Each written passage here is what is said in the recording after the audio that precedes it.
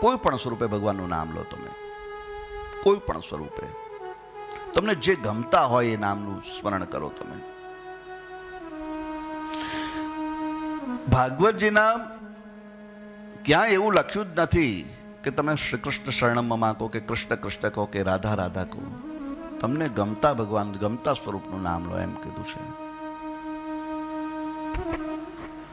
તો નારદજી કહે છે કે હું ફરતો ફરતો મૃત્યુ લોકમાં ગયો ને ત્યાં એક કૌતુક જોયું મેં. હું ફરતા ફરતા વૃંદાવનમાં યમુના કિનારેથી પસાર થતો હતો અને ત્યાં એક સુંદરી બેઠેલી હતી. એને અનેક સુંદર સ્ત્રીઓ વીજળો એટલે કે પવન નાખતી, અને એની પાસે બે વૃદ્ધો મૂર્છિત પડેલા હતા. હું ત્યાંથી પસાર થવા માંડ્યો એટલે પેલી યુવતીએ મને બૂમ પાડીને કીધું કે બાપજી આવો જરા. નારદજી, પ્રભુ તમે 1 મિનિટ માટે મને સમય આપો. હું એની પાસે ગયો. સંતો કોઈનું પણ દુઃખ જોઈ અને ત્યાં ગયા વગર રહેતા નથી. સંત જેનું નામ જે દુઃખ દૂર કરે. સંતનું જ્યારે જીવનમાં આગમન થાય ને ત્યારે જીવન વસંત સમાન થઈ જાય એમ કીધું છે. ખીલી ઉઠે.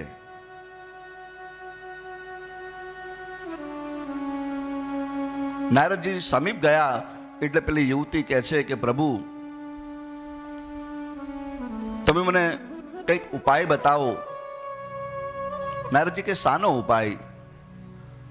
તું કોણ છે? આ બે વૃદ્ધ કોણ છે? તારો પરિચય શું છે? અને આ બધી સ્ત્રીઓ કોણ છે જે તને પવન નાખે છે?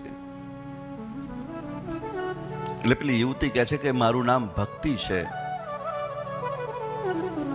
મારો જન્મ દક્ષિણમાં થયો. કર્ણાટકમાં મારી પૂજા થઈ, ઉછરી. મહારાષ્ટ્રમાં ક્યાંક ક્યાંક મારું સ્વાગત થયું, મારું પૂજન થયું. પણ ગુર્જર ક્ષેત્રમાં ગઈને ત્યાં ક્ષીણ થઈ ગઈ, ઘરડી થઈ ગઈ. આપણે બધા ગુજરાતીઓ અહીંયા બેઠા છે. જ્યારે કથામાં આવું કહેવાય કે ગુજરાતમાં આવીને ભક્તિ ઘરડી થઈ ગઈ, ક્ષીણ થઈ ગઈ, તો આપણને સારું લાગે? લાગે? આજની ભક્તિ માત્ર દેખાડો થઈ ગઈ છે. અને આ કરુણતા છે. આપણે બધા છે ને રોજ બધા નિયમો બનાવી લઈએ.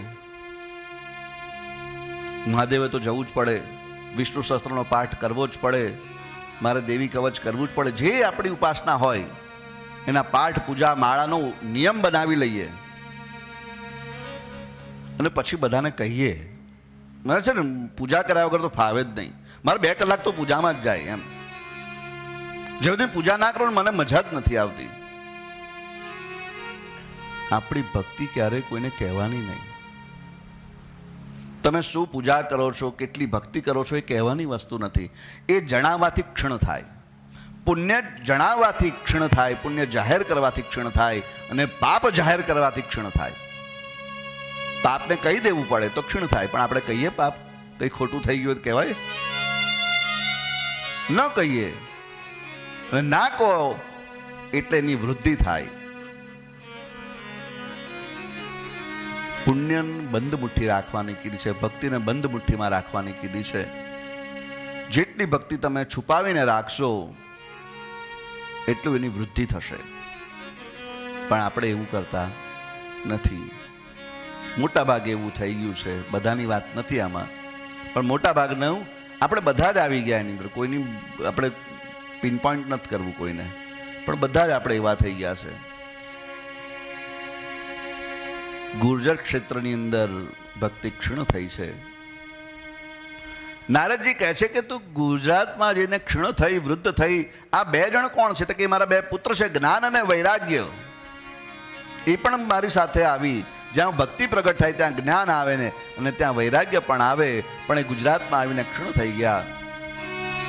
પણ થયું છે એવું કે હું ગુજરાતમાંથી ફરતી ફરતી વૃંદાવન આવીને યમુના કિનારે આવીને પાછી યુવાન થઈ ગઈ, પણ મારા 2 પુત્ર હજુ વૃદ્ધ છે, મૂર્છિત છે. એમની આ મૂર્છા દૂર થાય, એમની વૃદ્ધાવસ્થા દૂર થાય એવું કંઈક કરો.